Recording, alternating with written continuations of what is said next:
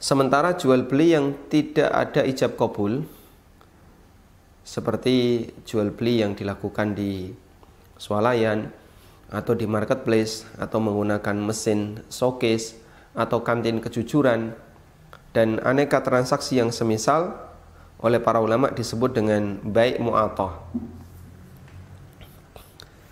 Nah, kemudian arti penting dari sigot. Sigot atau bentuk pernyataan akad itu tujuannya adalah untuk menunjukkan saling ridho. Sehingga kemarin rukun jual beli ada 3, subjek, objek, sigot. Kenapa harus ada sigot? Karena transaksi ini melibatkan 2 pihak, subjek dan objek.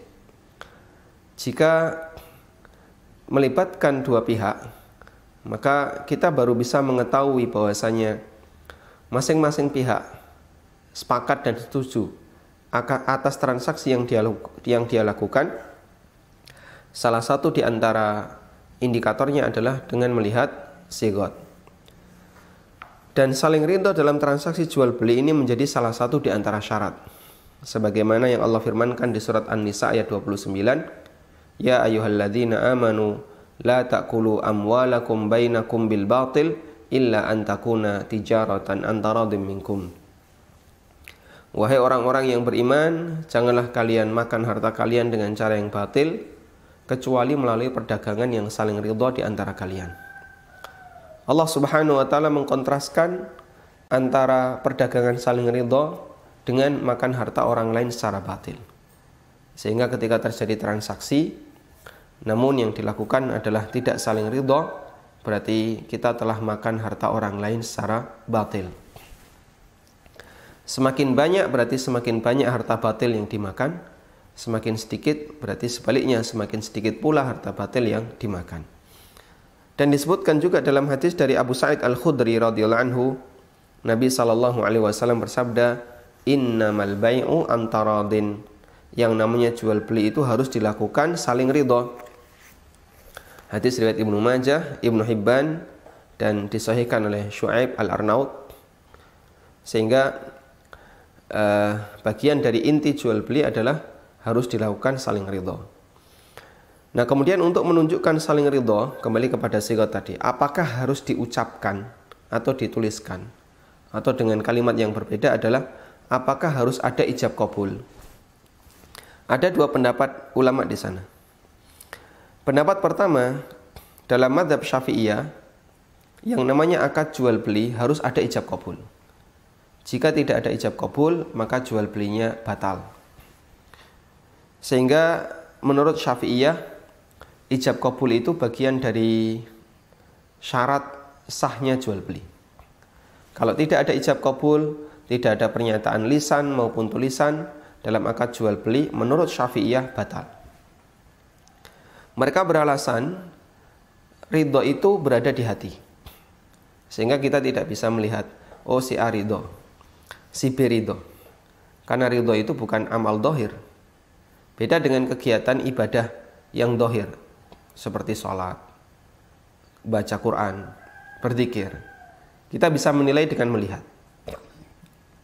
Tapi kalau ridho, kita tidak bisa menilai hanya dengan melihat. Karena sifatnya ada di dalam hati, maka kita baru bisa mengetahui kerelaan seseorang jika dinyatakan. Oh, si A sudah ridho. Dari mana kamu tahu? Dia tadi ngomong saya ridho. Si B ridho. Kok kamu tahu dari mana? Dia tadi bilang sudah bersedia. Deal. Nah, ketika ada ungkapan-ungkapan yang semisal seperti ini, maka menurut Syafi'iyah itu telah memenuhi syarat sebagai ijab qabul yang sah. Karena dia telah melakukannya dengan saling ridho dan dinyatakan secara lisan. Sementara pendapat yang kedua, yang ini merupakan mazhab jumhur ulama, bahwa dalam jual beli itu tidak disyaratkan harus ada ijab qabul. Jumhur di sini saya tuliskan, yang dimaksud jumhur adalah selain Syafi'iyah, Hanafiyah, Malikiyah dan Hambali, dan plus sebagian ulama Syafi'iyah.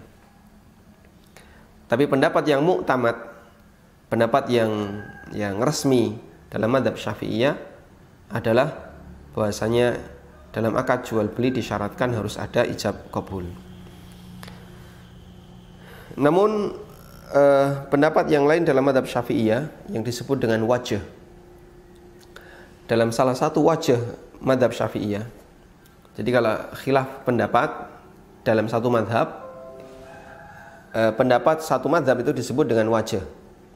Misalnya dalam mazhab Syafi'iyah ada dua wajh. Wajhul awal wa wajhul tsani. Wajah yang pertama dan wajah yang kedua. Wajah yang pertama yang itu pendapat Mu'tamad Syafi'iyah, dalam transaksi jual beli disyaratkan harus ada ijab qabul. Wajah yang kedua yang ini pendapat sebagian Syafi'iyah, dalam transaksi jual beli tidak disyaratkan harus ada ijab qabul sesuai dengan mazhab jumhur. Sehingga dalam masalah ini Syafi'iyah ada dua pendapat.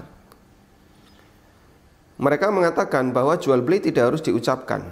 Artinya akad bisa dinilai sah jika atau ketika dilakukan dengan cara apapun. Yang penting sama-sama saling paham kalau mereka itu saling ridho.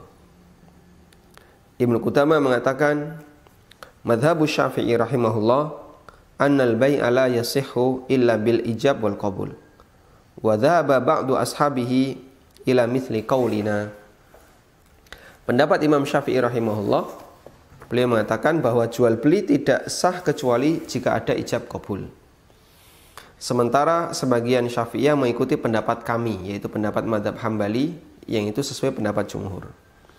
Lalu Ibnu Qudamah menyampaikan alasan bahwasanya pendapat yang lebih kuat dalam masalah ini adalah pendapat jumhur, bahwa dalam akad tidak harus ada ijab qabul. Kata Ibnu Qudamah, walana anna Allah ahallal bai'ah wa lam yubayyin kaifiyatahu fawajaba ar-ruju'u fihi ila al-urfi.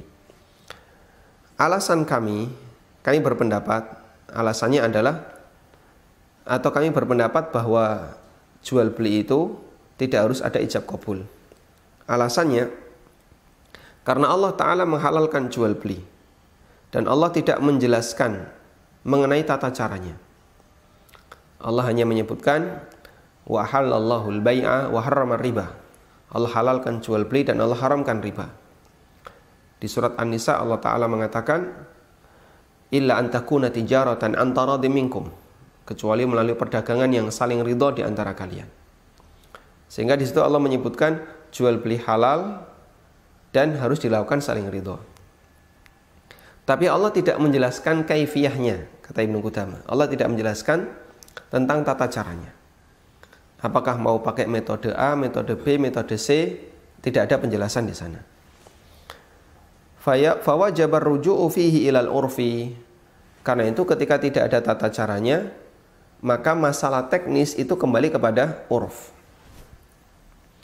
Dan jadikan ini sebagai kaidah, ya, bahwa istilah yang itu muncul dari tradisi dan budaya masyarakat, maka batasannya adalah kembali kepada tradisi dan budaya masyarakat. Sedangkan peran syariat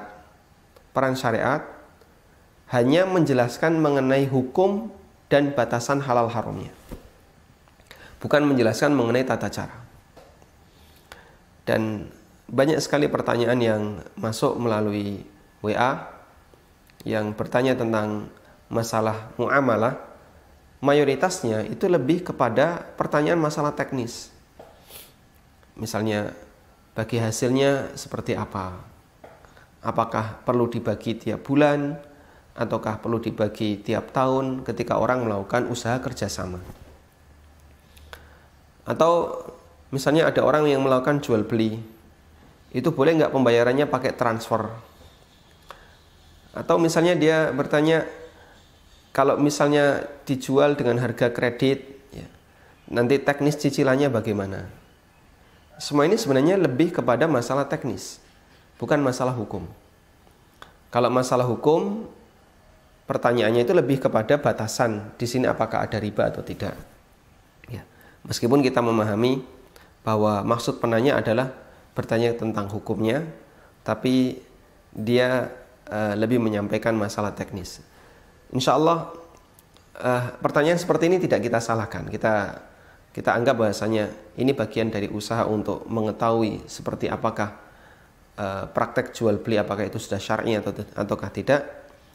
Namun penjelasan Ibnu Qudamah ini cukup bagus untuk kita jadikan sebagai kaidah bahwa ketika syariat itu hanya menjelaskan hukumnya tapi tidak menjelaskan teknisnya, maka masalah teknis itu dikembalikan kepada uruf yang berlaku di masyarakat. Termasuk misalnya besar kecilnya persentase bagi hasil, besar kecilnya akad jual beli itu harga yang pantas berapa kita boleh mengambil keuntungan, itu lebih bersifat pada masalah uruf.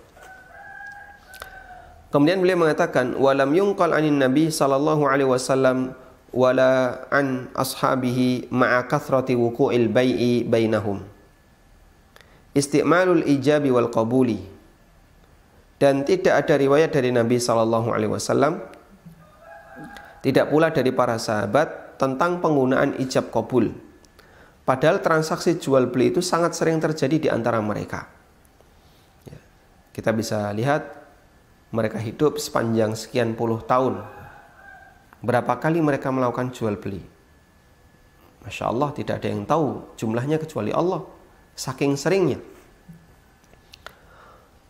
Walau sta'malu dzalika fi bay'atihim lanukila naqlan syai'an walau kana dzalika syartan lawajaba naqluhu. Andai mereka selalu menggunakan ijab qabul dalam setiap transaksi, dalam setiap jual beli, tentu akan banyak dinukil sampai kepada kita. Dan jika itu menjadi syarat jual beli, seharusnya dinukil ke kita, karena ini bagian dari syarat. Namun ternyata tidak ada riwayat yang menjelaskan tentang itu. Gimana sih kalimat yang diucapkan Nabi Shallallahu Alaihi Wasallam sewaktu beliau transaksi? Tidak ada nukilan itu.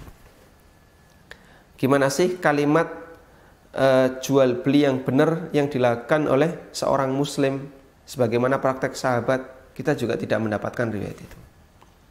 Ceritanya yang ada adalah mereka melakukan jual beli. Si A menjual si B, atau si A melakukan transaksi jual beli dengan si B. Tapi detailnya, teknisnya di situ tidak disebutkan. Sehingga sanggahan Ibnu Qudamah terhadap mazhab Syafi'iyah kembali kepada prinsip bahwa Allah menghalalkan jual beli, sementara Allah tidak menjelaskan kaifiyahnya, tidak menjelaskan tata caranya, sehingga ukuran keabsahannya kembali kepada uruf, yaitu tradisi dan kebiasaan yang berlaku di masyarakat. Dan pendapat ini insya Allah yang lebih mendekati, dan itu bagian dari kemudahan yang bisa kita dapatkan sepanjang kita melakukan transaksi. Anda akan mengalami kesulitan ketika dalam transaksi kita menggunakan mazhab Syafi'iyah. Marketplace itu tidak boleh, karena marketplace Anda tidak melakukan ijab qabul, tapi Anda hanya dilayani oleh platform.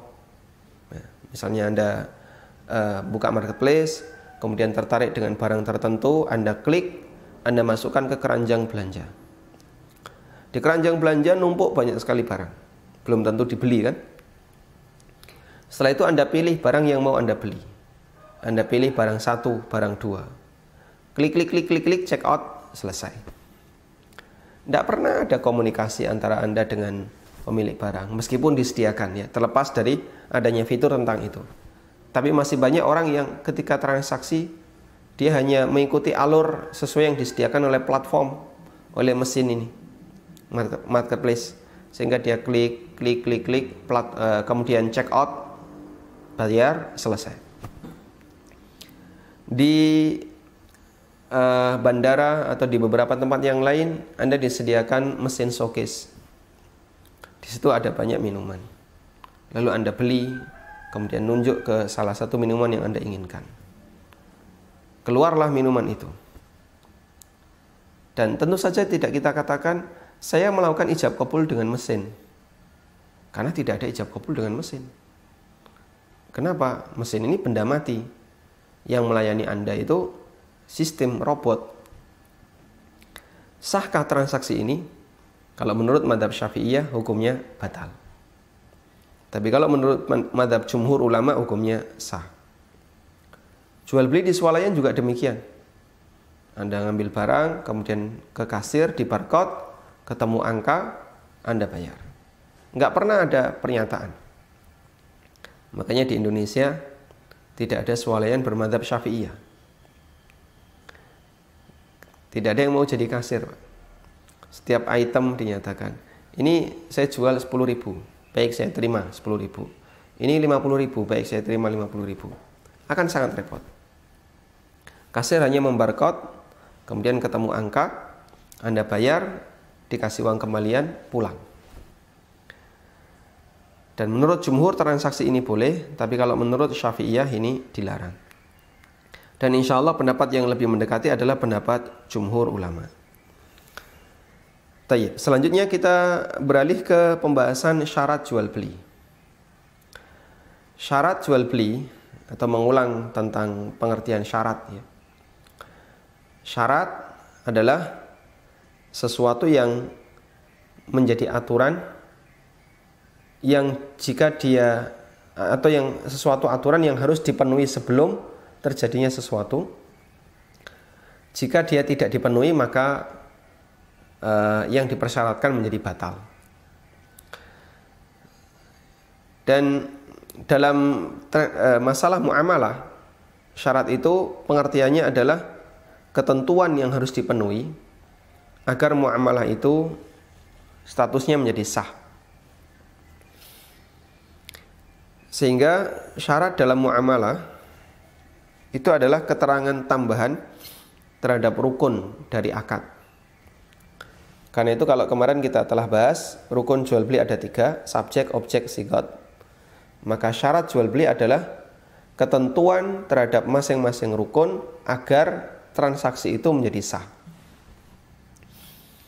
Contoh, ketentuan yang terkait subjek ada 2. Pertama, subjek harus memiliki barang itu atau dia jadi wakilnya.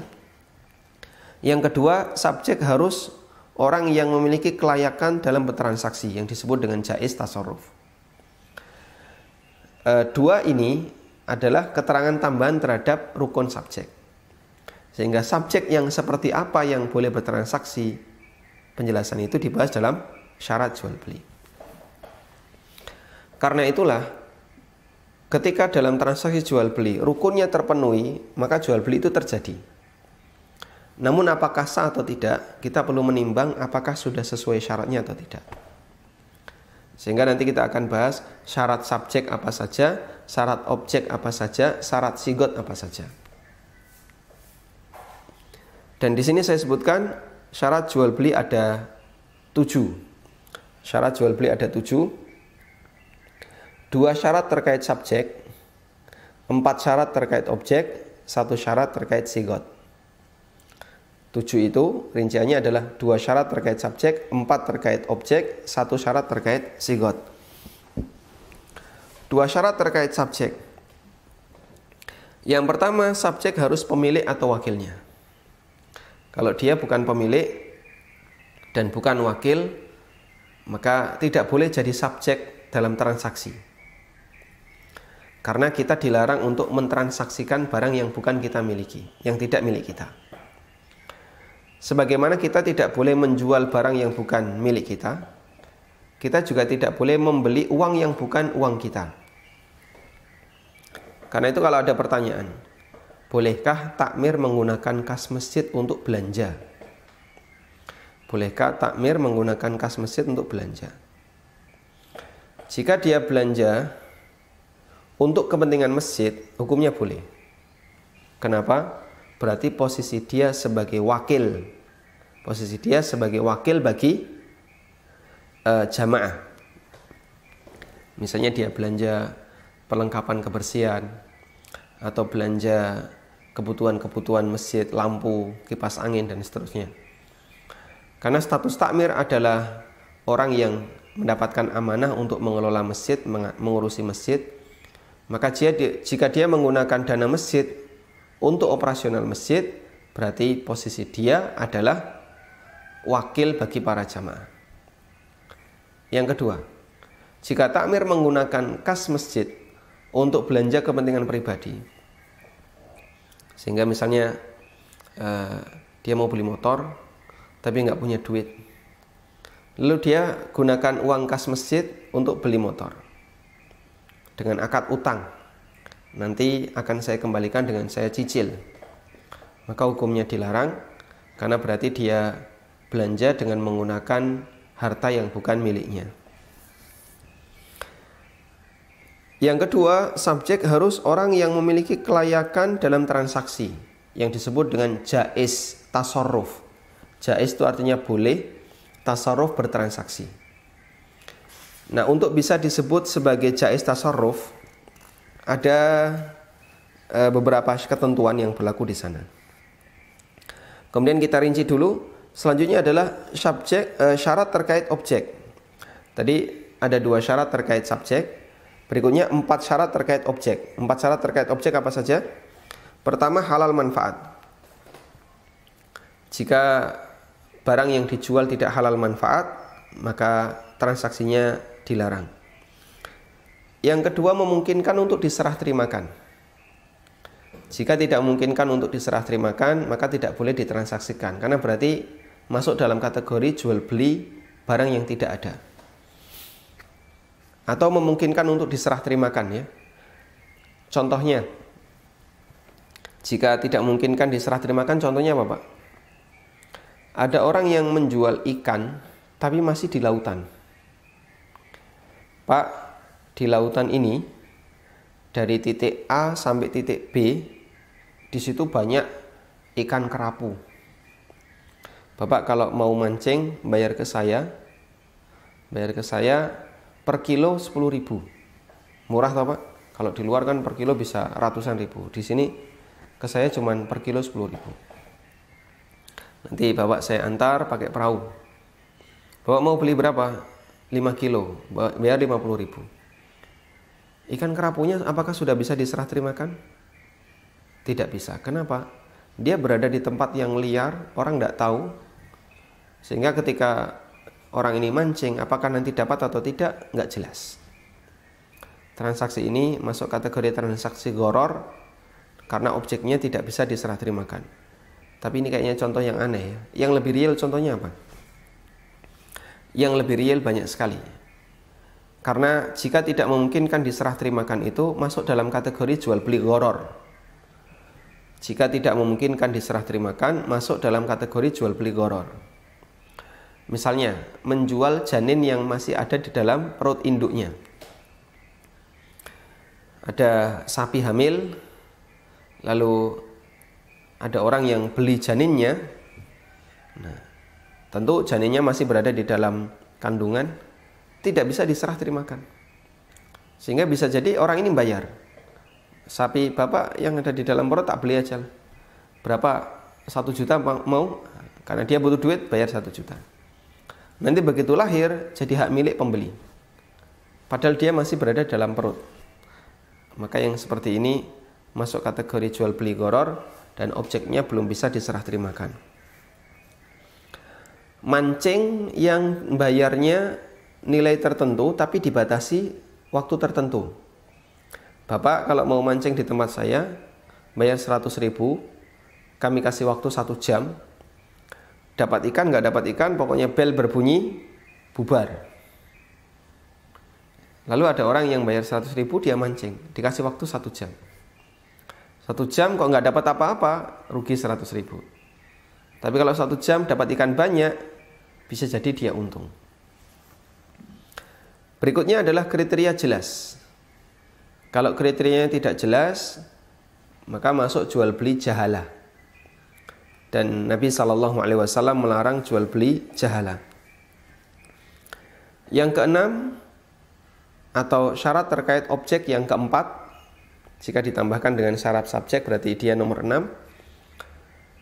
Harganya harus jelas. Kalau harganya tidak jelas, berarti ini gharar dari sisi harga. Dan itu juga dilarang oleh Nabi SAW. Kemudian berikutnya adalah syarat terkait sigot. Syarat terkait sigot hanya ada 1, yaitu saling ridha. Sebagaimana yang Allah firmankan, illa antakuna tijaratan antaradim minkum, kecuali melalui perdagangan yang saling ridha di antara kalian. Tayyib. Kita akan urutkan pembahasan lebih detailnya sesuai dengan urutan di atas. Yang pertama adalah syarat terkait pelaku akad, terkait subjek. Ada dua syarat yang tadi kita sebutkan. Yang pertama, pelaku akad harus pemilik atau wakil dari pemilik. Karena intinya seseorang tidak boleh mentransaksikan barang yang bukan miliknya, baik dengan menjual barang milik orang lain atau membeli dengan menggunakan uang milik orang lain. Nabi SAW pernah berpesan kepada Hakim bin Hizam, la tabi' ma laysa indak. Jangan kau jual barang yang tidak kamu miliki. Karena itu pada asalnya dalam transaksi jual beli hanya ada dua pihak.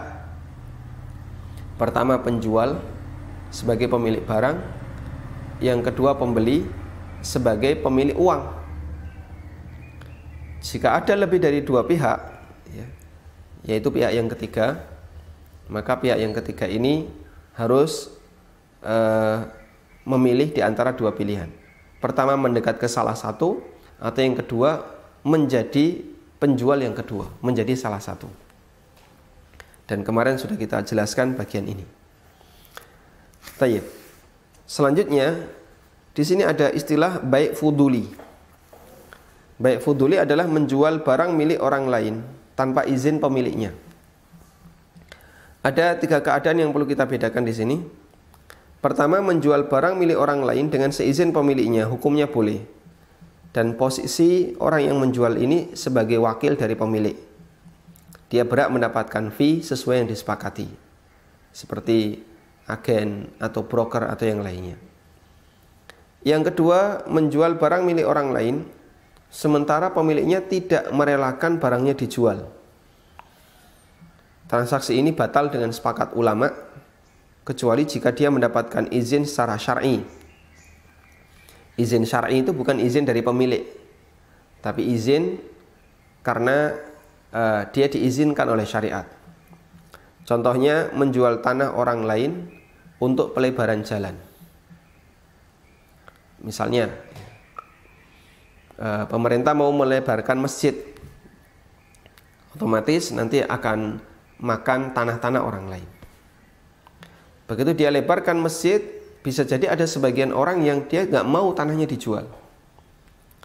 Maka orang ini boleh atau pemerintah boleh memaksa orang ini untuk menjual tanahnya. Karena tidak mungkin masjid bolong gara-gara ada satu rumah yang dia nggak mau dijual. Jalan juga seperti itu. Ketika dia mau dilebarkan, nggak mungkin kemudian dia belok gara-gara ada satu rumah yang tidak mau dijual. Itu yang disebut dengan izin syar'i. Kenapa disebut izin syar'i? Karena syariat lebih mengedepankan maslahat umum dibandingkan maslahat individu.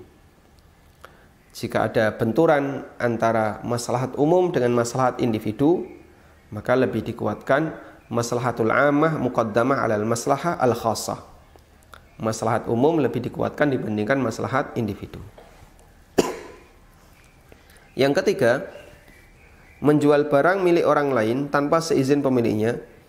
Kemudian setelah itu pemiliknya menyetujui. Transaksi ini yang disebut dengan tasarruf fuduli atau bai' fuduli. Nah, ulama berbeda pendapat tentang jual beli fuduli ini, apakah sah ataukah tidak. Contoh ya, di pasar berjejer para pedagang.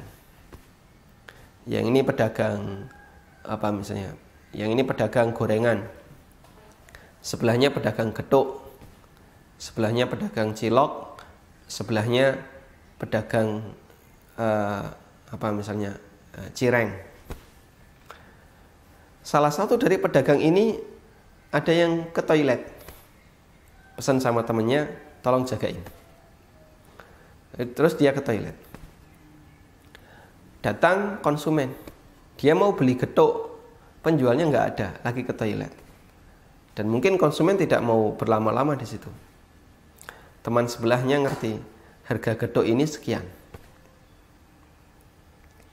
Kalau konsumen diminta untuk nunggu, Pak, niki yang jual baru ke toilet, monggo ditunggu. Nah, mungkin dia nggak sabar, pengennya ya kalau nggak ada penjualnya saya beli di tempat yang lain. Akhirnya sebelahnya berinisiatif, Bapak beli berapa? Sekian. Akhirnya dia yang jualkan. Kemudian penjualnya datang, pemiliknya datang. Terus dikasih tahu tadi ada yang beli, tak dolno sak menit saya jualkan sekian, ini uangnya. Dan dia ridho.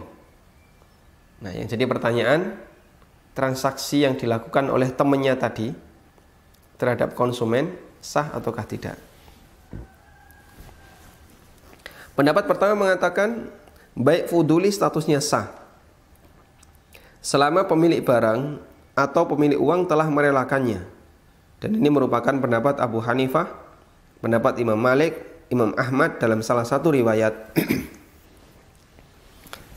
Dalam kitab Madzhab Syafi'iyah Al-Inayah Syarhul Hidayah dinyatakan man ba'a milka ghairihi bi ghairi idnihi fal maliku bil khiyar in syaa'a ajazal bai'a wa in syaa'a fasakha wa huwa madhhabu Malikin wa Ahmad fi riwayatin.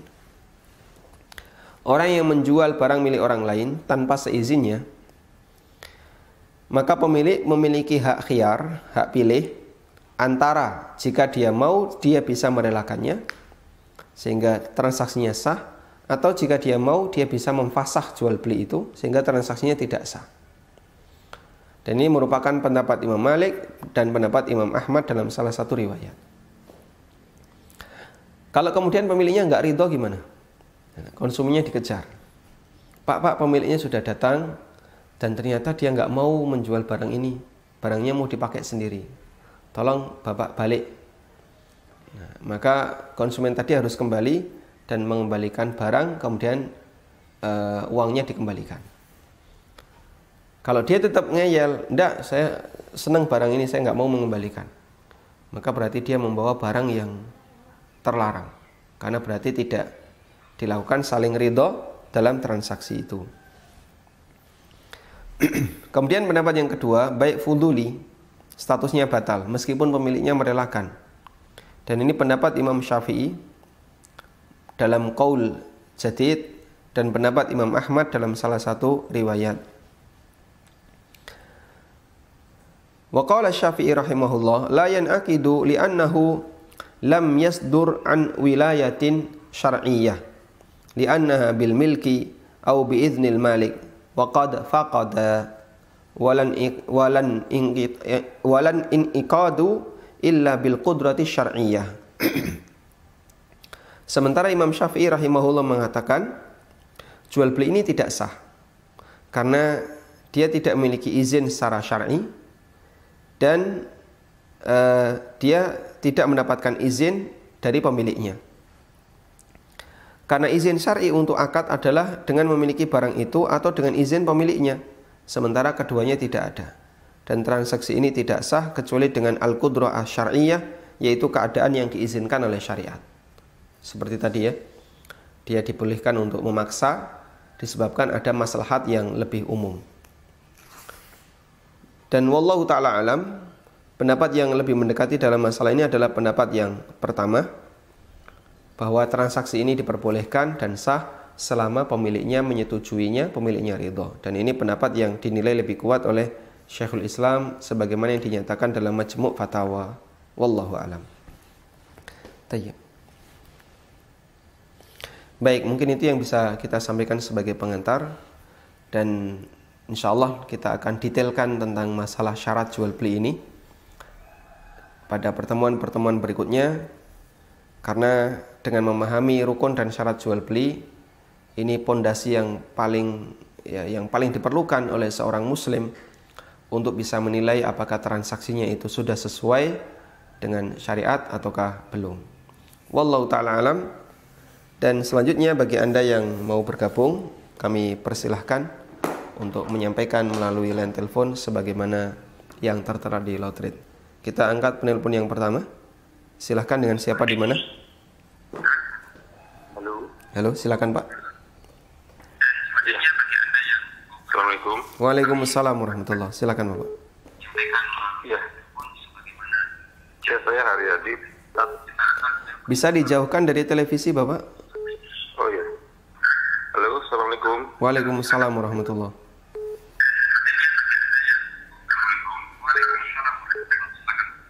Ya.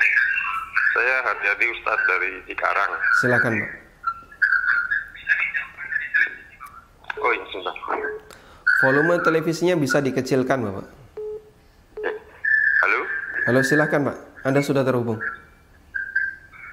Ya, ya saya Haryadi Ustadz dari Cikarang.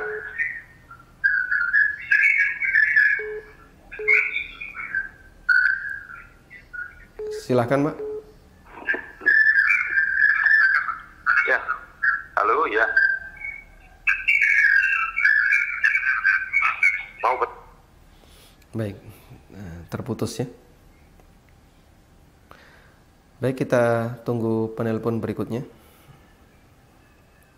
Silahkan, dengan siapa di mana? Halo, Assalamualaikum Waalaikumsalam warahmatullahi wabarakatuh. Silakan, Bapak. Ustadz, saya mau dari Bandung yang kemarin tanya perihal pekerja di BUMN yang di administrasi penjualan itu. Iya. Nah, kalaupun saya bertanya pertama itu, yang pertama kalau saya pindah divisi, apakah pendapatan perusahaan saya itu dari cara pembayaran yang ada sogok menyogoknya itu bagaimana ya Ustaz, gaji saya dan yang lain gitu. Nah, yang kedua saya mau bertanya perihal Idul Adha. Nah, saya itu punya mertua yang janda, terus ya ibu rumah tangga. Apa yang harus yang saya dulukan itu, apakah saya Idul Adha kurban, apa saya membantu mertua saya yang janda itu yang dibilangnya kurang saat itu. Baik, cukup, Bapak? Ya, cukup. Jazakallah khair. Jazakallah. warahmatullahi wabarakatuh. Waalaikumsalam warahmatullahi wabarakatuh. Baik, untuk pertanyaan yang pertama. Bagaimana pendapatan perusahaan Anda karena perusahaan ini melakukan praktek sogok? Yang saya pahami seperti ini, Pak ya. Jadi sogok itu ada dua. Yang pertama, sogok dalam rangka untuk mengambil hak. Bentuknya begini. Kita sudah melakukan pekerjaan, sehingga hak kita adalah dibayar. Tapi oleh pihak tertentu, pembayaran itu tidak bisa cair kecuali melalui sogok. Dan kita sudah melakukan sesuai prosedur, sesuai SOP, jalur A, jalur B, jalur C, tapi ternyata nggak mampu untuk bisa menembus kecuali melalui sogok. Maka memberikan sogok seperti ini, yang nanggung dosa adalah penerima. Karena ini berarti sogok yang kita lakukan secara terpaksa dalam rangka mengambil hak kita. Kenapa yang dosa penerima? Karena posisi penerima dalam hal ini, dia yang paling utama terjadinya transaksi sogok. Sebenarnya kita tidak menginginkan transaksi itu, kita terpaksa melakukannya dalam rangka mengambil hak. Nah, dalam hal ini kita tidak ikut berdosa dan penghasilan perusahaan insya Allah halal. Dalil yang disampaikan oleh para ulama mengenai sogok mengambil hak yang statusnya halal adalah menebus tawanan. Ketika ada seorang muslim ditawan oleh orang kafir, maka muslim ini berhak untuk membebaskan orang muslim yang ditawan tadi. Muslim yang lain berhak untuk membebaskan muslim yang ditawan ini. Tapi tentu saja orang kafir tidak akan mau untuk membebaskan kecuali dengan dibayar. Lalu kita bebaskan dengan cara kita bayar. Nah, kita membayar ini dalam rangka untuk membebaskan sesama kawan muslim. Ini masuk dalam kategori sogok, namun sogok dalam rangka untuk membebaskan hak sesama muslim. Itu yang dijadikan dalil oleh para ulama. Yang kedua, sogok namun tujuannya bukan dalam rangka mengambil hak. Misalnya ada tender, lalu perusahaan Anda salah satu pesertanya. Kemudian Anda melakukan kesepakatan dengan pemberi tender. Pak, nanti Bapak saya kasih 10% kalau kita berhasil. Akhirnya Anda masuk dalam catatan khusus.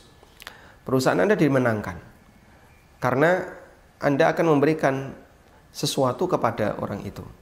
Atau ngasih di depan, Pak mohon ini diterima, barangkali sebagai pertimbangan perusahaan kami bisa dibantu dalam masalah ini. Akhirnya tendernya menang. Maka perusahaan Anda mendapatkan satu unit pekerjaan dengan cara yang terlarang. Sehingga unit pekerjaan itu berarti unit pekerjaan yang didapatkan dengan cara mendolimi vendor yang lain. Misalnya ada 5 vendor, perusahaan Anda menang. Padahal vendor-vendor yang lain bisa jadi dia juga punya hak, dia berhak untuk menang. Mereka punya hak yang sama, tapi Anda dimenangkan, yang lain dikalahkan dengan sogok yang Anda lakukan. Maka tender ini, Anda menang tender ini tender yang bisa jadi penghasilannya bermasalah karena dilakukan dengan cara yang bermasalah. Wallahu ta'ala alam. Kemudian mengenai pertanyaan yang kedua, mana yang didahulukan, berkurban ataukah memberikan santunan kepada ibu mertua? Jika bisa dilakukan dua-duanya, silahkan lakukan dua-duanya. Tapi kalau tidak bisa dilakukan dua-duanya dan Anda ingin melakukan salah satu, maka yang dilakukan adalah melihat waktunya. Kalau dana itu sudah ada sekarang dan ibu mertua Anda membutuhkan, sementara sekarang belum masuk Idul Adha atau belum masuk musim kurban, maka Anda bisa berikan kepada ibu mertua. Tapi kalau sudah masuk waktunya kegiatan kurban, maka melaksanakan syariat kurban dalam hal itu lebih didahulukan karena dia sesuai dengan waktunya. Dan ibadah itu diamalkan sesuai dengan waktunya. Wallahu ta'ala alam. Tayyib. Baik, kita menunggu penelpon berikutnya.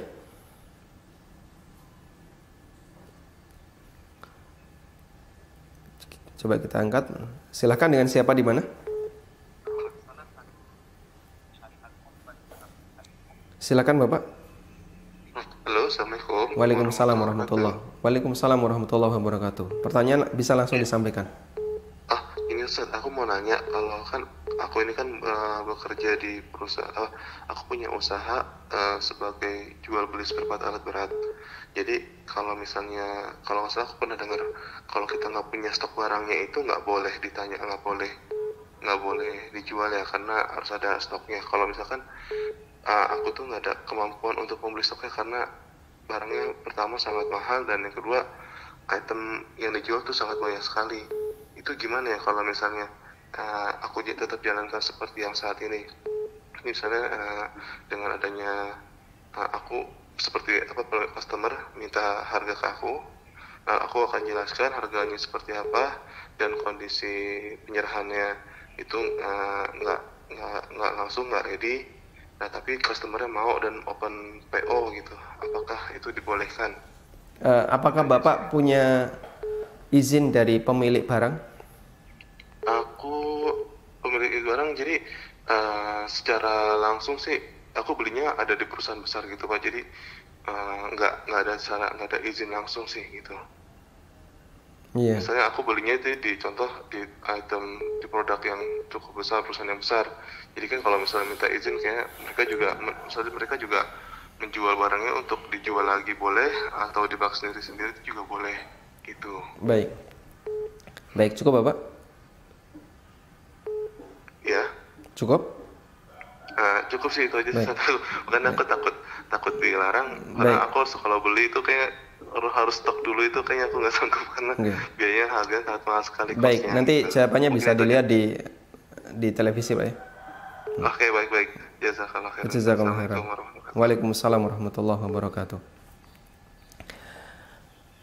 Barangkali yang bisa kami tawarkan sebagai solusi, ketika saya gambarkan dulu masalahnya, posisi Anda tidak mungkin kulaan terlebih dahulu karena nilainya cukup mahal, dan yang kedua itemnya sangat banyak, dan tadi disebutkan spare part alat berat, barangkali juga barangnya terlalu rumit kalau harus berkali-kali pindah, sehingga bagian yang paling praktis adalah Anda menerima PO sehingga Anda sudah menerima uang. Setelah itu Anda pesan barang ke pabrik, lalu pabrik mengirim barang itu ke customer Anda, kemudian Anda lunasi pembayarannya ke pabrik. Setelah itu customer Anda mendapatkan atau memberikan bayaran yang lunas kepada Anda. Tayyib, yang bisa saya tawarkan sebagai solusi, yang pertama, lakukan akad salam. Caranya bagaimana? Minta customer bayar tunai. Sehingga misalnya nilai barang itu adalah 100 juta. Anda minta customer, Pak, bayar tunai 100 juta. Nanti barang akan kami datangkan misalnya sepekan lagi, 2 pekan lagi. Dan dalam transaksi salam, uang harus tunai. Yang kedua, waktunya harus jelas. Waktunya harus jelas. Kemudian spek barangnya harus jelas. Kalau spek barang jelas, Anda akan memberikan gambaran yang detail ya. Karena itu sangat dibutuhkan oleh konsumen. Dan insya Allah itu sesuai syar'i. Dan waktunya harus jelas. Kadang waktunya geser-geser, tidak boleh. Harus jelas. Misalnya bulan depan. Geser sehari 2 hari masih ditoleransi. Karena ini goror kecil. Tapi kalau gesernya sampai 2 bulan, 3 bulan, ini bisa masuk goror besar. Sehingga waktunya harus jelas. Dan tadi konsumen harus membayar secara tunai agar bisa disebut sebagai akad salam. Yang kedua, pilihan yang kedua, ini yang mungkin lebih berat ya.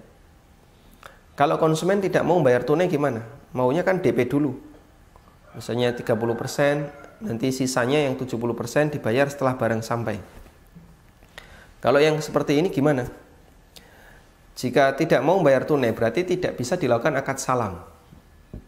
Maka akad yang bisa dilakukan adalah akad bertingkat atau akad yang dia didahului dengan transaksi, dengan janji jual beli, yang disebut oleh para ulama dengan musawamah lil wa'id bisyira. Transaksi musawamah bagi orang yang punya rencana untuk beli. Sebagai contoh atau realnya ya. Konsumen, customer Anda bayar DP. Nah, jadikan DP itu sebagai uang jaminan. Sehingga tidak pindah hak milik menjadi milik Anda.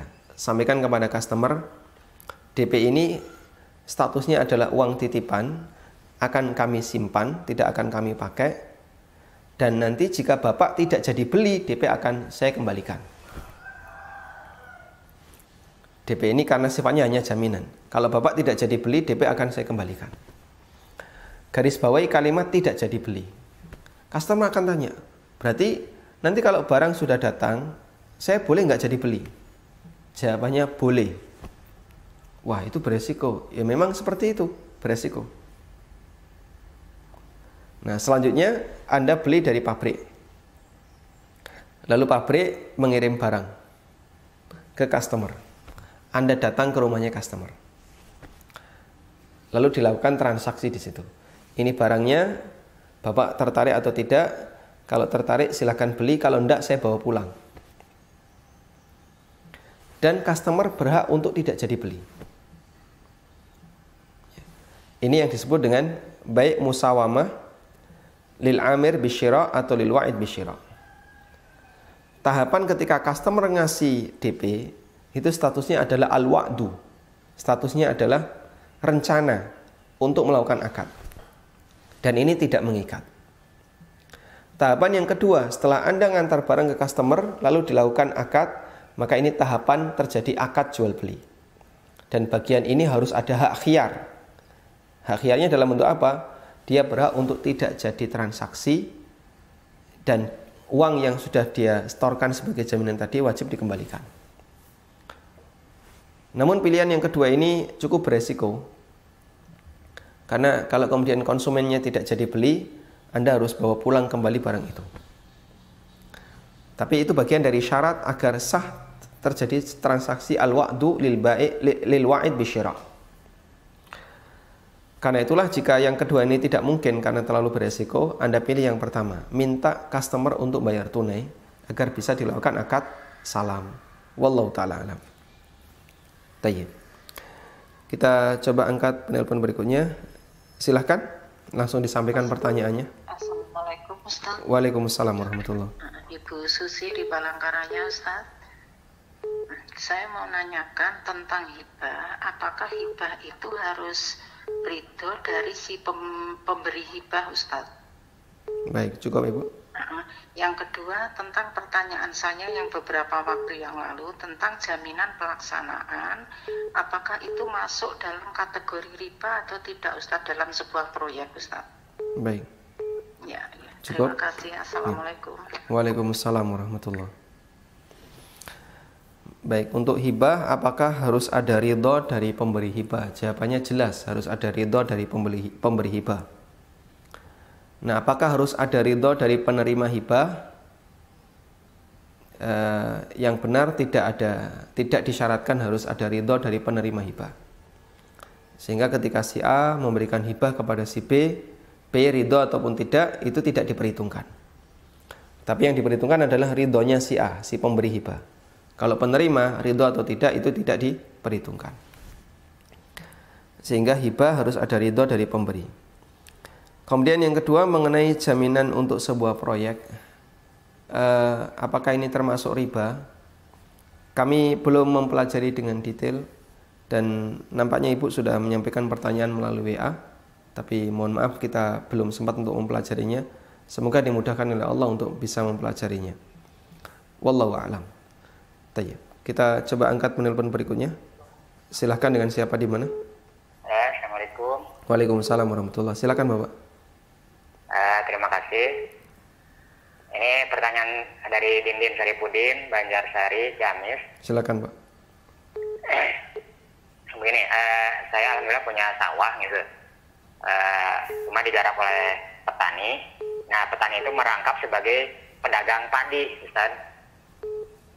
Nah, kemudian yang kedua, data berikut adalah padinya itu yang ditanam oleh si petani tersebut padi benih, jadi bukan padi konsumsi gitu.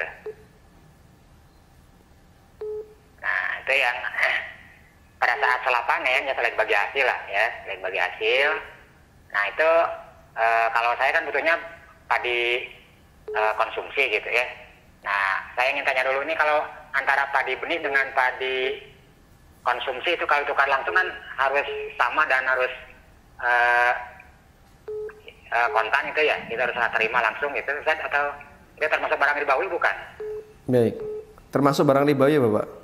Oh gitu ya, nah itu kan pasti kalau dihargakan kan beda gitu ya? Betul. Nah, kalau dihargakan beda. Nah itu yang selama ini yang saya transaksikan begini gitu ya, setelah selesai kena kering terus dimasukkan ke gudang gitu ya, petani tersebut, si pedagang tersebut, kemudian kami akadnya 2 tahap gitu. Yang pertama saya menjual padi benih gitu kepada si petani tersebut yang merangkap sebagai pedagang padi gitu dengan harga sekian, tentu lebih tinggi gitu ya. Lagi setelah selesai panen sudah kering dimasukkan ke gudang petani ya yang merangkap sebagai pedagang padi tersebut, kami melakukan transaksi akad ya. Demikian yang pertama, saya menjual padi yang ada di gudang tersebut kepada ya petani tersebut ya, pedagang padi benih itu ya kepada petani merangkap pedagang tadi gitu ya. Nah, kemudian di sana kalau misalkan tidak ada, kalau padinya kan di gudang ya, padi benihnya di gudang gitu ya. Nah, terus kalau uangnya harus diserahkan langsung atau enggak ya? Nah, nanti kan ada transaksi yang kedua. Transaksi yang kedua saya membeli padi konsumsi gitu kepada yang sama pada petani tersebut gitu. Di transaksi ini uangnya ada nggak Pak? Kenapa? Uangnya ada atau tidak? Uangnya insya Allah ada. Atau gitu. cuman ekivalensi aja? Misalnya padi benih ekivalen dengan sekian rupiah. Iya. Lalu sekian rupiah itu dipakai untuk beli padi konsumsi. Iya. Berarti fisik uangnya nggak ada? Uangnya ada gitu. Oh, ada. Ya, nanti kan kadang-kadang padi benihnya kadang-kadang dijual semua, kadang-kadang dijualnya sebagian gitu. Karena mungkin kebutuhan untuk konsuminya nggak seluruhnya gitu. Ya kadang-kadang juga bahkan seringnya gini, beli padi konsumsinya itu secara salam karena nanti diambilnya itu pada saat kami butuh gitu ya, pada saat sudah habis stok di rumah beras, saya ambil padi induk digiling jadi beras gitu ya. Jadi di situ yang ngambilnya gitu. Jadi apakah itu mungkin termasuk jual beli salam mungkin ya Ustaz ya gitu. Baik. Cukup Bapak? Nah itu hukumnya gimana Ustaz? Baik. Supaya ya sesuai syariah gitu. Terima kasih. Baik. Ya, Assalamualaikum. Waalaikumsalam warahmatullahi. Terima kasih Pak Didin ya. Mengenai kasus yang tadi disampaikan, saya insya Allah tidak perlu saya ulang ya. Bagian prinsip yang tadi perlu kita garis bawahi adalah terjadinya tukar menukar antara padi benih dengan padi konsumsi. Karena sama-sama padi, berarti dia barang ribawi yang sejenis. Dan barang ribawi yang sejenis ketika dipertukarkan syaratnya wajib sama kuantitas dan yang kedua dilakukan secara tunai. Karena itu kalau padi konsumsinya belum ada, yang ada baru padi benihnya saja, maka tidak bisa dipertukarkan. Atau ketika ada selisih, padi benih harganya lebih mahal, padi konsumsi lebih murah. Ketika dipertukarkan ini juga nggak boleh. Kenapa? Karena terjadi riba fadl. Dipertukarkan dengan ada selisih. Padi benihnya 1 kilo, padi konsumsi 2 kilo. Nah ini tidak boleh karena jadinya ada riba fadl. Yang bisa dilakukan gimana? Padi benih dijual, Anda terima uang. Dan harus ada fisik uangnya. Setelah Anda terima uang, lalu Anda gunakan untuk membeli padi konsumsi. Nah, bisa dilakukan dengan cara tunai, uang dibayar tunai, padi konsumsinya tunai. Atau yang kedua, uang dibayar tunai, padi konsumsinya nanti menyusul ketika dibutuhkan. Nah, ketika dibutuhkan ini dalam rangka untuk akad salam boleh, namun dengan syarat waktunya harus ditentukan. Kapan? Karena Nabi SAW mempersyaratkan dalam akad salam, man aslafa fal yusrif fi kailin ma'lum wa waznin ma'lum wa fi waqtin ma'lum. Siapa yang melakukan akad salam, maka takarannya harus jelas, timbangannya jelas, waktunya jelas. Sehingga Anda harus tentukan kapan akad itu mau dilakukan, transaksi itu atau serah terima itu mau dilakukan. Misalnya padi konsumsinya akan saya ambil sebulan lagi, bisa. Tapi waktunya, yang jelas waktunya harus dipastikan di sana. Sehingga insya Allah tidak masalah dengan ketentuan seperti yang tadi kita sampaikan, uang fisiknya harus ada. Saat padi benih dijual, Anda menerima uang senilai tertentu. Wallahu a'lam. Tayyib. Kita coba angkat penelpon berikutnya. Silakan dengan siapa di mana? Ya dari Bengkulu, Ustaz. Silakan, Pak. Iya, terkait misalnya rukun jual beli yang tidak sah itu, Ustaz. Artinya transaksinya jadi batal ya, Ustaz ya. Iya. Terus kalau misalnya beli bahan bangunan, kemarin prakteknya ada kesalahan dan barangnya kemungkinan untuk dikembalikan itu kan kecil karena bahan bangunannya sudah digunakan, sudah jadi dalam rumah gitu, Ustaz. Nah itu transaksinya gimana ya sebaiknya ya? Bahan bangunan terjadi dalam sudah jadi rumah. Iya, bahan materialnya. Karena kemarin waktu misalnya kita transaksi, kesalahannya kemarin barangnya belum dimiliki, setelah dari toko bangunannya langsung dikirim ke rumah. Oh, baik. Orang yang itu. Jadi kalau mau dikembalikan bahan bangunnya sudah jadi rumah gitu. Baik. Sebaiknya gimana? Baik, cukup Bapak. Pertanyaan kedua, Ustaz. Ustaz, kalau hasil riba apakah boleh digunakan untuk membantu melunasi hutang keluarga yang lain? Misalnya orang tua atau adik gitu. Iya. Nah, itu juga jazakallahu ya, Ustaz. Assalamualaikum. Waalaikumsalam warahmatullahi wabarakatuh. Baik. Dalam sebuah pembahasan terkait masalah harta haram. Harta haram itu berarti harta yang didapatkan dengan cara yang tidak memenuhi standar syariat. Para ulama membagi menjadi dua. Yang pertama, harta haram yang didapatkan dengan cara saling ridho. Yang kedua, harta haram yang didapatkan dengan cara dolim. Untuk jenis yang kedua, harta haram yang didapatkan dengan cara dolim, wajib dikembalikan apapun keadaannya. Baik dia beralasan, dulu saya belum ngaji, sekarang saya baru tahu kalau saya dolim, atau dia melakukan alasan yang lainnya, itu tidak diterima. Karena yang namanya dolim berarti ada hak orang lain yang dia bawa tanpa kerelaan pemiliknya. Dan Nabi SAW bersabda, la yahillu malu mri'in muslimin illa bitibi nafsihi. Tidak halal harta seorang muslim kecuali dengan kerelaan dirinya. Yang kedua, harta haram yang didapatkan dengan cara saling ridho. Penjual dan pembeli ridho. Tapi ada kesalahan dalam transaksi itu.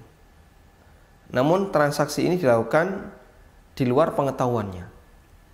Karena dia mungkin sama-sama belum belajar bagaimana cara jual beli yang syar'i. Yang jelas transaksi itu terjadi, belum memenuhi salah satu syaratnya, tapi dilakukan saling ridho. Syaratnya ada 7 tadi ya. Syaratnya 7. Syarat yang ke-7 yaitu saling ridho terpenuhi, tapi mungkin syarat yang lain tidak terpenuhi. Ada goror, atau ada misalnya unsur ribanya, karena ada selisih antara beras dengan beras pertama dengan beras yang kedua, berarti terjadi riba fadl. Dan itu dilakukan karena dia nggak tahu, dia nggak punya ilmu. Maka untuk jenis yang kedua ini para ulama memberikan rincian. Harta haram yang didapatkan dengan cara saling ridho, hukumnya ada 2. Jika didapatkan sebelum tahu hukum, maka statusnya diperbolehkan, halal. Jika didapatkan setelah tahu hukum, maka statusnya terlarang, haram. Sehingga ketika ada orang yang melakukan transaksi, dia tidak memenuhi salah satu syarat jual beli karena dia tidak tahu. Dan bahkan tadi transaksinya sudah berubah wujud dalam bentuk yang lain, bahan bangunan sudah jadi rumah, kan tidak mungkin dikembalikan. Maka apa yang sudah terjadi karena tidak tahu, ini statusnya sah dan berhak untuk dimiliki. Karena dulu tidak tahu. Yang penting dilakukan saling ridho. Dalil tentang itu adalah firman Allah Ta'ala. Allah berfirman, "Faman ja'ahu mau'izatun min rabbih fantaha falahu ma salafa wa amruhu ilallah." Allah berfirman tentang riba. Siapa yang telah mendapatkan keterangan dari Rabb-nya tentang haramnya riba, fantaha lalu dia berhenti, falahu ma salaf, maka dia berhak untuk mendapatkan hartanya di masa silam. Wa amruhu ilallah, dan urusannya kembali kepada Allah. Wallahu a'lam. Sehingga untuk kasus jual beli bahan bangunan namun belum memenuhi salah satu di antara syarat akad, tapi dilakukan saling ridho, dan itu terjadi di masa silam sebelum tahu, insya Allah tidak perlu dikembalikan. Kemudian yang kedua, bolehkah hasil riba diberikan kepada keluarga untuk melunasi utang? Wallahu alam. Jika keluarga yang Anda kasih hasil riba ini adalah orang yang tidak wajib Anda nafkahi, maka insya Allah tidak masalah. Semoga bisa meringankan beban mereka untuk kemudian semakin cepat terlepas dari transaksi utang. Nah, coba kita angkat penelpon berikutnya. Silahkan, dengan siapa di mana? Assalamualaikum. Waalaikumsalam warahmatullahi. Silakan Bapak. Ya, dengan Haryadi, Ustaz mau nanya, untuk membeli emas itu kan harus yadan bin yatin gitu ya. Nah, kalau misalnya pembelinya, silakan Pak. Untuk membelinya diwakilkan atau dengan wakalah, itu hukumnya seperti apa Ustaz? Baik, cukup. Nah, terus untuk wakalahnya sendiri, misalnya istri atau suami dari penjual ataupun karyawan dari penjual, itu statusnya bagaimana gitu? Wakilnya adalah keluarga penjual atau karyawan penjual. Betul. Cukup Ustaz. Terima kasih. Baik.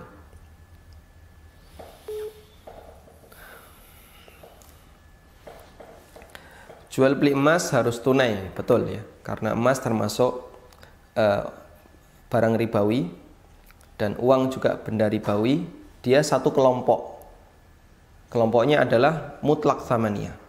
Sama-sama alat tukar yang berlaku di masyarakat, meskipun emas saat ini sudah menjadi komoditas. Nah, karena dia satu kelompok, Nabi SAW mensyaratkan fa idza ikhtalafat hadhil asnaf fabi'u kaifa syi'tum makana yadan biyadin. Kalau dia beda jenis, maka silakan ada selisih, yang penting dilakukan secara tunai. Sehingga emas dengan uang pasti ada selisih. Emas cuma 1 gram, uangnya sekarang 800.000. Itu kalau pakai receh bisa lebih dari 2 kilo. Boleh nggak ini dipertukarkan? 1 gram pakai uang 2 kilo. Boleh. Kenapa? Karena ketika ini ditransaksikan, dia beda jenis tapi satu kelompok, sehingga syaratnya harus tunai. Nah, yang dimaksud tunai itu bagaimana? Yang dimaksud tunai adalah antara uang dengan emas diserahkan di satu majelis yang sama. Masalah yang menyerahkan terserah, apakah Anda sendiri ataukah orang lain. Lalu bagaimana jika diwakilkan, sehingga menggunakan akad wakalah? Jika memang terjadi betul-betul akad wakalah, maka tidak masalah. Sehingga misalnya Anda mau beli emas di luar kota, Anda punya saudara di sana, Anda minta saudara Anda, tolong belikan emas. Ini duitnya tak transfer ke kamu. Lalu kita kirim uang itu ke saudara Anda. Selanjutnya Anda atau saudara Anda datang ke toko emas, melakukan transaksi, membawa uang Anda, dan saudara Anda membawa atau menerima emas dari toko tadi. Itu yang dimaksud dengan wakalah. Nah, yang jadi masalah bagaimana kalau wakalahnya adalah dari pihak penjual emas. Pada asalnya siapapun bisa jadi wakil.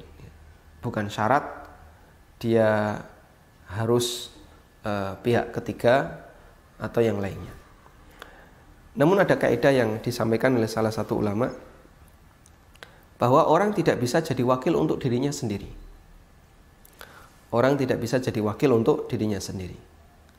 Karena itu jika dia masih dalam satu ikatan, dia satu pihak, misalnya penjual emas dengan istri penjual emas, ini satu pihak. Kalau kemudian pihak istrinya itu dijadikan sebagai wakil bagi konsumen, wallahu a'lam apakah ini wakalah yang dibenarkan ataukah tidak, saya harus belajar lebih lanjut. Namun lebih tepatnya Anda bisa menunjuk siapa yang dia tidak ada hubungannya dengan penjual, sehingga bukan istrinya, bukan karyawannya, untuk memastikan wakalah itu betul-betul wakalah, bukan permainan wakalah. Wakalah ini betul-betul wakalah, bukan permainan wakalah. Sehingga misalnya Anda tunjuk siapa, misalnya Pak, tolong carikan tukang becak di depan kantor. Kemudian Anda komunikasi dengan tukang becak ini, lalu Anda transfer uangnya ke tukang becak ini. Setelah dia terima uangnya, dia belikan emas. Karena dia orang lain, mungkin dia minta fee, dia minta upah.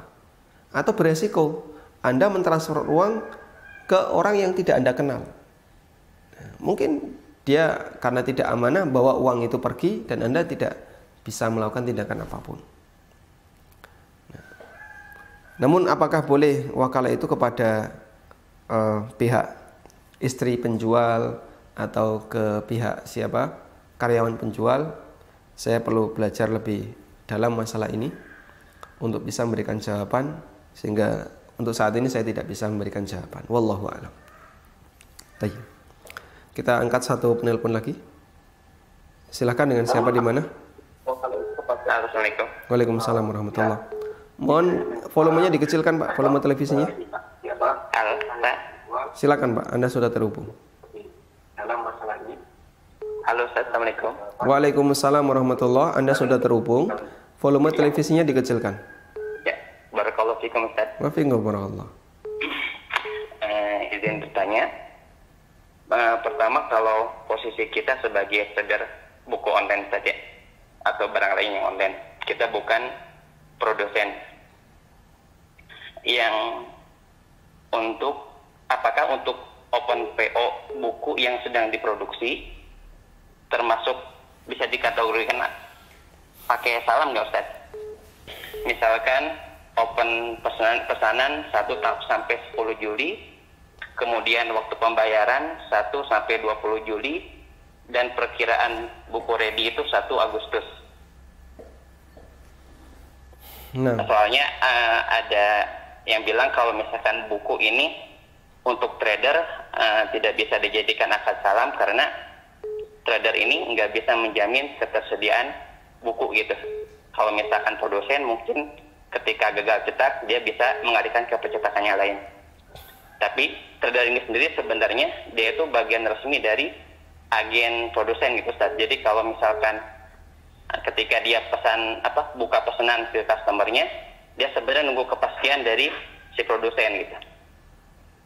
baik. Jadi ada jaminan juga sebenarnya dari produsen bahwa pesanan kita itu terpenuhi gitu Ustaz. Itu yang pertama Ustaz. Kemudian untuk yang kedua, apakah barang yang sudah jadi dan ada di supplier bisa dijadikan objek salam juga Ustaz?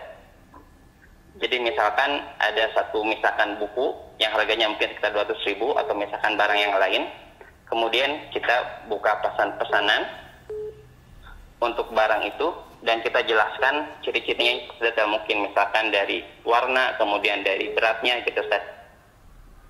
Apakah hal seperti ini dibolehkan Ustaz? Jadi kita minta ke customer kita untuk transfer di awal gitu.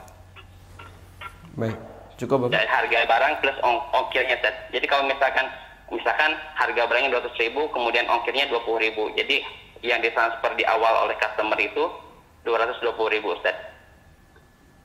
Kalau misalkan setelah barang ditransfer Ustaz, ternyata ongkirnya itu kekurangan Ustaz. Jadi artian misalkan ongkirnya harusnya 30.000, tapi ternyata yang di awal itu 20.000. Jadi apakah boleh si customer itu menambahkan kembali Ustaz ongkirnya di belakang? Pun demikian sebaliknya, ternyata ongkirnya itu realitinya itu ongkirnya itu kurang. Jadi misalkan ongkirnya hanya 10.000. Apakah boleh si penjual tadi, si trader tadi mengembalikan kelebihan ongkirnya itu ke customer Ustaz? Baik, cukup Bapak. Ya, sekian saja jazakallahu khairan. Assalamualaikum Ustaz. Waalaikumsalam warahmatullahi wabarakatuh. Baik, mungkin di satu kesempatan khusus kita akan membedah tentang akad salam agar lebih rinci tentang masalah bagaimana batasan akad salam yang sesuai syar'i. Mengenai posisi Anda sebagai agen buku, sebenarnya bisa dilakukan tanpa harus melakukan akad salam, yaitu dengan meminta izin secara resmi dari penerbit untuk menjualkan produk-produknya sebelum buku itu ada, atau menjual seluruh produknya. Dan nanti masalah keuangan Anda bisa buat kesepakatan, misalnya menyusul setelah barang sampai di customer atau setelah Anda mendapatkan pembayaran dari customer. Jika itu dilakukan, berarti posisi Anda murni sebagai wakil bagi pihak perusahaan, murni sebagai wakil bagi pihak penerbit. Karena Anda murni sebagai wakil, maka Anda berhak untuk mendapatkan fee sesuai yang disepakati antara Anda dengan pihak penerbit. Biasanya buku kan pakai persentase, 30% dari satu buku atau 20% atau yang lainnya. Itu insya Allah yang lebih aman, karena Anda sudah jadi wakil dari penerbit. Apakah bukunya sudah tercetak, sudah ready atau belum, insya Allah Anda tidak melakukan pelanggaran, karena dalam hal ini status Anda sebagaimana wakil dari produsen. Sehingga akad Anda dengan customer adalah akad istisna. Kemudian kalau Anda tetap mau melakukan akad salam, berarti uang pembayarannya harus tunai. Dan yang kedua, Anda harus bisa pastikan waktu penyerahannya. Karena salam seperti tadi yang kita sampaikan, biwaqtin maklum, harus di jangka waktu yang disepakati, yang sudah sama-sama dikenal. Waktunya kapan Anda tentukan, misalnya bulan depan atau 3 bulan lagi dan seterusnya. Selanjutnya, untuk yang kedua masalah ongkir. Yang kami pahami, para trader itu dia bukan penyedia jasa ekspedisi. Sehingga dia bukan penjual jasa pengiriman barang. Jasa pengiriman barang itu ada pada perusahaan ekspedisi. Perusahaan ekspedisi A, B, C, dan seterusnya. Pos atau yang lainnya. Karena itu posisi Anda hanya mengarahkan, Bapak nanti akan kami kirim di ekspedisi A, ekspedisi B, sesuai dengan kriteria tujuan. Berarti posisi Anda adalah sebagai wakil dari konsumen. Karena itulah, jika kekurangan, maka Anda berhak untuk minta tambah, dan jika kelebihan yang ditransfer oleh konsumen, maka lebihnya harus dikembalikan. Karena Anda bukan menjual barang, atau Anda bukan menjual jasa kirim. Ada orang yang tanya kepada saya mengenai praktek buku yang dijual secara gratis, tapi ongkirnya dibuat mahal. Jadi ada sebuah buku, dia umumkan di tempat umum free, tapi ketika diminta untuk ngirim, ongkirnya senilai buku itu. Misalnya ongkirnya yang seharusnya cuma 10.000, dia patok ongkirnya 50.000. Karena harga buku ini 35 misalnya. Sehingga setiap kali dia mendapatkan permintaan, dia pasti tambahkan 35 plus ongkir yang sebenarnya.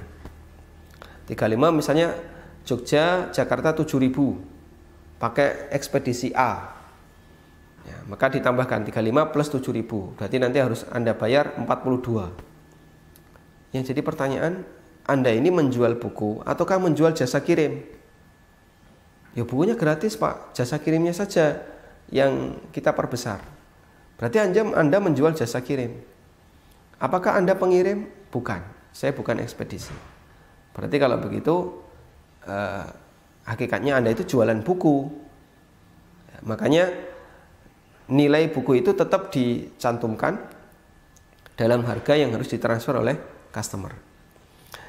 Karena itulah di masalah ini kesimpulannya adalah posisi Anda bukan pengirim barang, karena itu jangan mengambil margin di pengiriman. Kecuali kalau konsumennya merelakan. Pak, ini ada kelebihan, biaya kirim sekian, Anda transfer lebih, dan dia merelakan, silakan Anda terima. Wallahu ta'ala alam, mungkin itu yang bisa kita sampaikan. Semoga menjadi kajian yang bermanfaat. Wassallallahu ala nabiyyina Muhammadin wa ala alihi wa sahbihi wasallam. Wa akhiru da'wana anilhamdulillahi rabbil alamin. Wassalamualaikum warahmatullahi wabarakatuh.